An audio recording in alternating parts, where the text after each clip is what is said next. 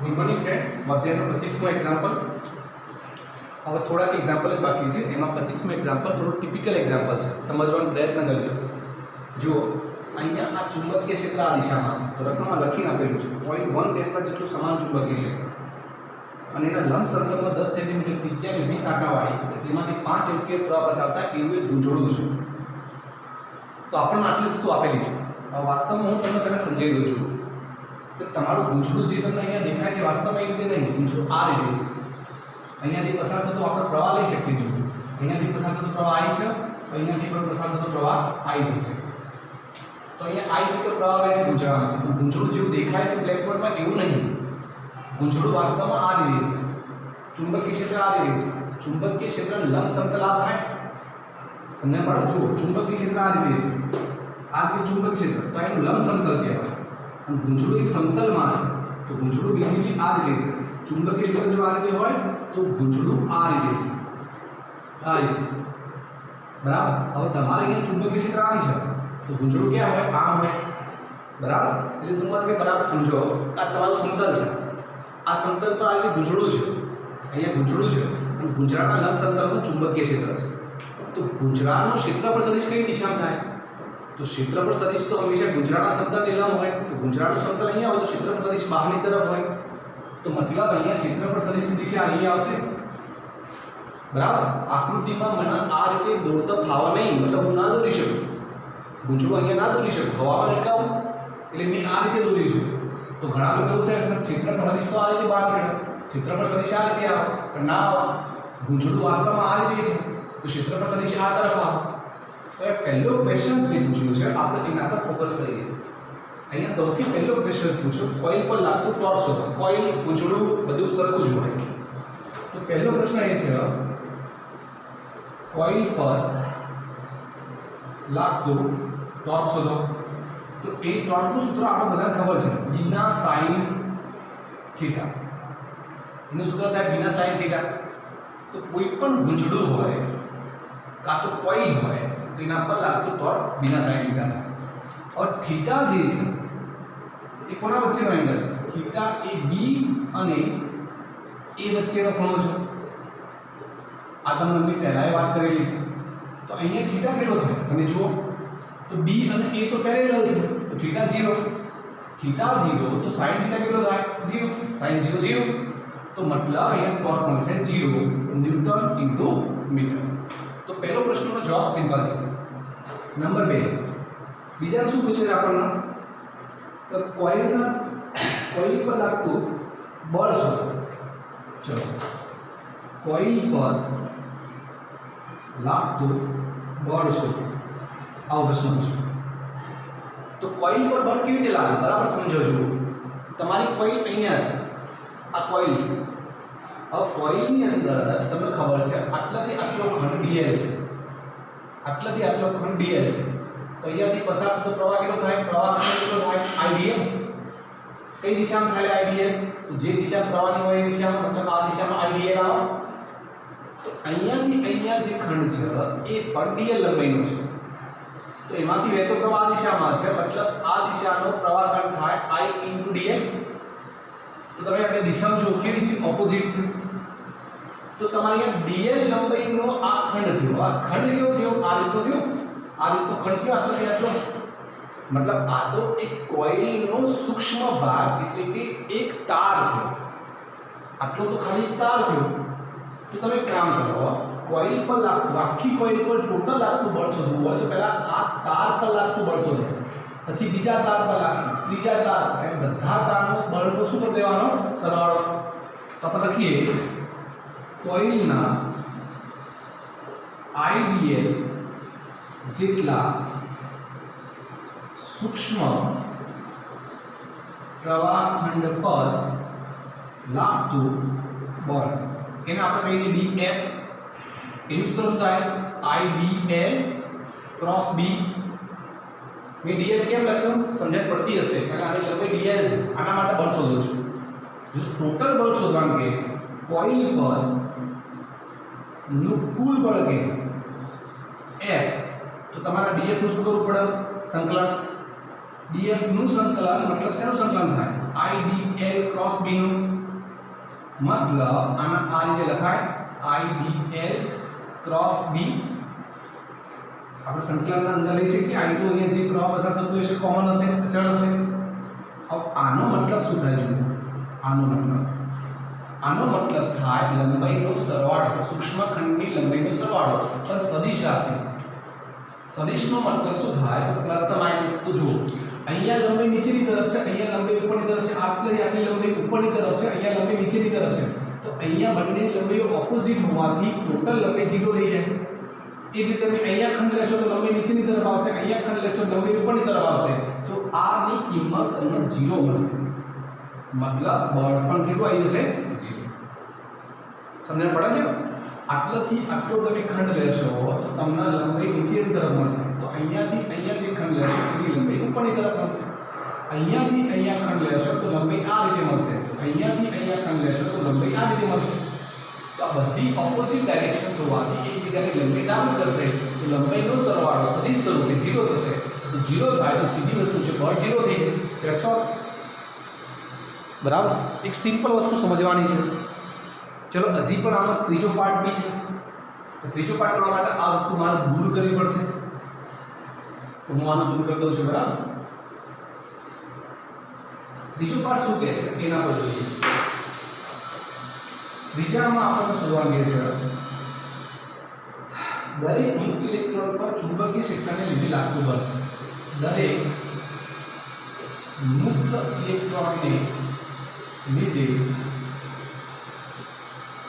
દરેક મુક્ત ઇલેક્ટ્રોન પરનું ચુંબકીય ક્ષેત્રને લીધે લાગતું બળ આ ક્વેશ્ચન પૂછ્યું और दरेक मुक्त इलेक्ट्रॉन मतलब एक मुक्त इलेक्ट्रॉन दरेक मुक्त इलेक्ट्रॉन मतलब एक मुक्त इलेक्ट्रॉन હવે તમારે એક શોધવું કીધે પડે છે સૌથી પહેલા તો અહીંયા જે સૂક્ષ્મ લંબાઈ ખંડ છે દિયા જેટલી સૂક્ષ્મ લંબાઈ ખંડ છે એ દિયા જેટલી સૂક્ષ્મ લંબાઈ ખંડમાં રહેલા ઇલેક્ટ્રોનની સંખ્યા શોધવી પડે બરાબર અને એના પર લાગતું બળ શોધો સમજ પડે છે તમે પહેલા સૂક્ષ્મ લંબાઈ ખંડ પરનું લાગતું બળ શોધો પછી આગળની ગણતરી કરો આ રીતે લખી શકીએ જુઓ અહીંયા સૌથી પહેલા હું સૂક્ષ્મ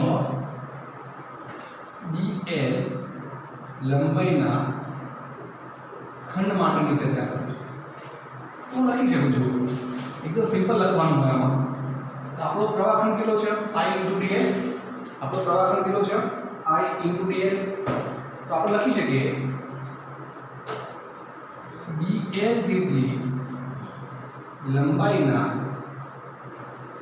ખંડનું કદ કેટલું થાય તો કદ એટલે શું થાય લંબાઈ ગુણ્યા ક્ષેત્રફળ લંબાઈ ગુણ્યા પહોળાઈ ગુણ્યા ઊંચાઈ તો લંબાઈ ધારો કે કેટલી છે dl અને ક્ષેત્રફળ કેટલું છે a × dl એટલે કદ થઈ ગયું ધેરફોર ઇલેક્ટ્રોનની સંખ્યા ઘનતા નક્કી કરો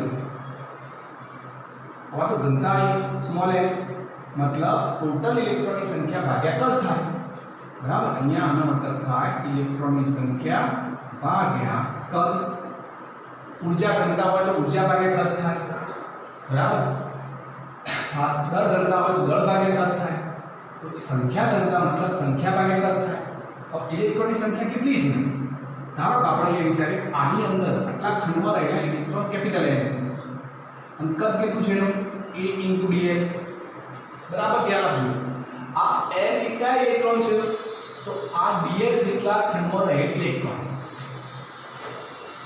dl જેટલા ખંડમાં રહે ઇલેક્ટ્રોન એને આપણે કેપિટલ n દઈએ છીએ આના સંખ્યા ઘનતા છે તો આમાંથી n બરાબર શું મળે તો આપણે લઈ લો n a × dl થઈ ગયું હવે આના પર લાગતું બળ આના પર લાગતું બળ વિચાર તો બળ તો મેં શીખવાડ્યું dl જેટલી લંબાઈના ખંડ પર લાગતું બળ એને આપણે df કહીએ છીએ એનું સૂત્ર શું થાય idl ક્રોસ b કેમ મેં તારનો વાપર્યું મેં આગળના એક્ઝામ્પલમાં શીખવાડ્યું આ સૂક્ષ્મ લંબાઈનું ખંડ એટલે તાર એનું સૂત્ર idl ક્રોસ b થાય હવે અહીંયા ક્રોસ દૂર કરો તો સૂત્ર આ થાય IDL B sin થીટા અને થીટા કેટલો ખૂણો થાય ધ્યાનથી જુઓ થીટા કયો ખૂણો તો અહીંયા તમારે રિંગ આખી વિચારવી પડે અહીંયાથી ના ખબર પડે રિંગ આમ છે તો ધારો કે અહીંયા પ્રવાહખંડ આ દિશામાં છે આ ભાગ વિચારીએ તો રિંગ આ રીતે છે તો અહીંયા પ્રવાહખંડ આ દિશામાં છે આ દિશામાં અને ચુંબકીય ક્ષેત્ર આ દિશામાં છે તો બંને વચ્ચેનો એંગલ કેટલો બને 90 બરાબર રિંગ આ રીતે છે તો અહીંયા પ્રવાહખંડ આ દિશામાં આવે અને ચુંબકીય ક્ષેત્ર આ દિશામાં છે ખૂણો 90 બને તો થીટા બરાબર અહીંયા 90 બનશે અને sin 90 પર થાય એટલે બળ લાગશે IDL B આ dF આવ્યું બળ બરાબર હવે બરાબર સમજો આટલા ખંડમાં ઇલેક્ટ્રોન કેટલા n કેપિટલ N આટલા ખંડ પર બળ કેટલું લાગે IDL ક્રોસ B એટલે IDL B મતલબ અહીંયા ફ્રી રાશિ લખીશું તો m જેટલા ઇલેક્ટ્રોન પર લાગતું બળ dF = IDL × B છે मतलब અહીંયા n જેટલા ઇલેક્ટ્રોન છે એના પર લાગતું બળ કેટલું છે IDL × B અને તમારે કેટલા ઇલેક્ટ્રોન માટે શોધવા જેવો દરેક મુક્ત ઇલેક્ટ્રોન માટે मतलब દરેક એટલે કે એક મુક્ત ઇલેક્ટ્રોન માટે લખીએ એક ઇલેક્ટ્રોન માટે લાગતું બળ કેટલું તો બળ બરાબર અહીંયા IDL × B ભાગ્યા n થશે સમજણ પડતી હશે હું જે સમજાવવા માંગુ છું IDL B × n થશે આ તો એકદમ સિમ્પલ છે જો તમે ગણતરી કરી શકો તો હવે n નો મતલબ તમે પહેલેથી લઈ ચૂકેલા છો અહીંયા n ની કિંમત છે IDL × B અને n ની કિંમત લખી દઈએ NA × dl તો ઉપર નીચેથી dl કેન્સલ તો વધશે IB પછી સ્મોલ m × a સમજી શકતા હશો એકદમ સિમ્પલ વસ્તુઓ છે બરાબર I ની કિંમત કેટલી છે તો 5 આપેલી છે B ની કિંમત કેટલી છે 0.1 ટેસ્લા એ પણ આપેલી છે n ની કિંમત કેટલી છે તો એ વિચારવી પડે n ની કિંમત તમારે સંખ્યા કરતા આપવી પડે તો જ એક્ઝામ્પલ બની શકાય સંખ્યા કરતા આપવી પડે એ લગભગ આપેલી નહીં ના આપેલી છે એ લખેલી છે મુક્ત ઇલેક્ટ્રોનની સંખ્યા કરતા આશરે 10⁻90 મીટર ક્યુબ છે તો આપેલી છે અહીંયા n ની કિંમત 10⁻929 તમે જુઓ અંદર મળી જશે અને ક્ષેત્રફળ રિંગનું ક્ષેત્રફળ કેટલું થાય છે સૂત્ર કેવું થાય πr² અહીંયા જો આપેલું છે કોઈલમાં વપરાતા તારના આછેનું ક્ષેત્રફળ 10⁻⁵ એ પણ આપેલું છે અહીંયા n ની કિંમત આપેલી છે 10⁻29 અને આછેનું ક્ષેત્રફળ આપેલું છે 10⁻⁵ આપેલી છે તો તમે જવાબ સીધો બનવા લઈ લેશો 5 × 10⁻⁻25 ન્યૂટન આ બળ મળી જશે મિત્રો અહીંયા જે છે ને આ ગણતરીઓ તો સિમ્પલ છે કિંમતો મૂકવાની બધી આપેલી જોશો એટલે મળી જશે આ વસ્તુ સમજવાની છે અહીંયાથી મેં આટલા સુધીની જે ગણતરી કરી જુઓ આ જે ગણતરી આપણે કરી ને આ જે આપણે ગણતરી કરી આટલી ગણતરી એ સૂક્ષ્મ ખંડ માટે કરી બે સૂક્ષ્મ ખંડનો ઇલેક્ટ્રોન કેપિટલ M છે આ સૂક્ષ્મ ખંડનું કદ નક્કી કરી દીધું પછી એમાં રહેલા ઇલેક્ટ્રોન નક્કી કરી લીધા અને આના પર લાગતું બળ નક્કી કર્યું તો પછી લખ્યું આટલા ઇલેક્ટ્રોન પર આટલું બળ લાગે તો આપણે એક ઇલેક્ટ્રોન માટે જુઓ તો કેટલું બળ લાગે એટલે જવાબ મળી ગયો સિમ્પલ છે પ્રયત્ન કરવો પડે બરાબર હવે આના પછીનું એક ટિપિકલ એક્ઝામ્પલ હવે સ્વાધ્યાયનો 26 નંબરનો એક્ઝામ્પલ જુઓ 26 નંબરનો એક્ઝામ્પલ 4 સેન્ટીમીટર ત્રિજ્યા આડછેદની ત્રિજ્યા અને 60 સેન્ટીમીટર લંબાઈ ધરાવતો સોલેનોઇડ તો પહેલાં સોલેનોઇડની ખબર પડી જુઓ તમને બધાને ખબર છે સોલેનોઇડ માટે જે ચુંબકીય ક્ષેત્ર છે એનું સમીકરણ μ0 ni છે બરાબર આ આપણને સૂત્ર ખબર છે મતલબ I કયો પ્રવાહ સોલેનોઇડમાંથી વહેતો પ્રવાહ n કયા આંટા સોલેનોઇડના આંટાની સંખ્યા લંબાઈ દીઠ અને μ0 અચળાંક છે તો સોલેનોઇડ માટે આપણને સૂત્ર ખબર છે આપણને શું શું આપેલું જુઓ 4 સેન્ટીમીટર આડછેદની ત્રિજ્યા તો અહીંયા ત્રિજ્યા આપેલી છે 4 સેન્ટીમીટર 60 સેન્ટીમીટર લંબાઈ મતલબ લંબાઈ આપેલી છે 60 સેન્ટીમીટર. સોલિનોઇડના એક સ્તરમાં 300 આટા એવા 3 સ્તરોનું ગાઇડિંગ કરેલું છે. હવે અહીંયા 3 સ્તર છે.